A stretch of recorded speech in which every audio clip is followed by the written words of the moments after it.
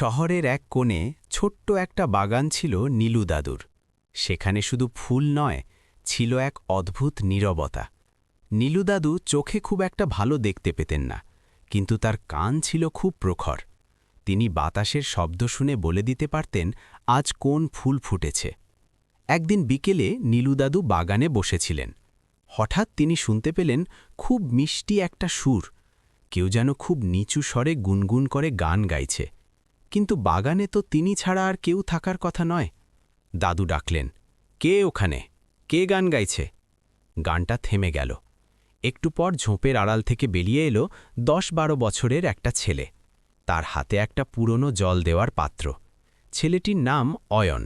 সে পাশের বস্তিতে থাকে। অয়ন ভীরু গলায় বলল, দাদু, আমি শুধু আপনার গাছগুলোতে একটু জল দিচ্ছিলাম। আপনি তো একা পারেন না, তাই। নীলু দাদু হাসলেন। তিনি বললেন, জল তো অনেকেই দেয় রে ভাই, কিন্তু তোর গানে তো জাদু আছে। তুই কি গান শেখিস? অয়ন মাথা নিচু করে বলল, না দাদু, আমার মা আগে গাইতেন। মা চলে যাওয়ার পর আর গান শেখা হয়নি।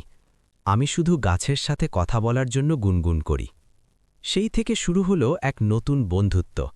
প্রতিদিন বিকেলে অয়ন আসত। সে গাছের যত্ন নিত, আর নীলু দাদু তাকে গান শেখাতেন। নীলু দাদু ছিলেন এককালের নামী উচ্চাঙ্গ সঙ্গীতশিল্পী, যা কেউ জানত না।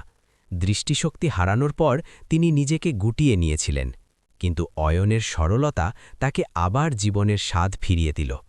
কয়েক মাস পর সেই বাগান আর আগের মতো শ্রীহীন নেই। চারদিকে ফুলের সমারোহ।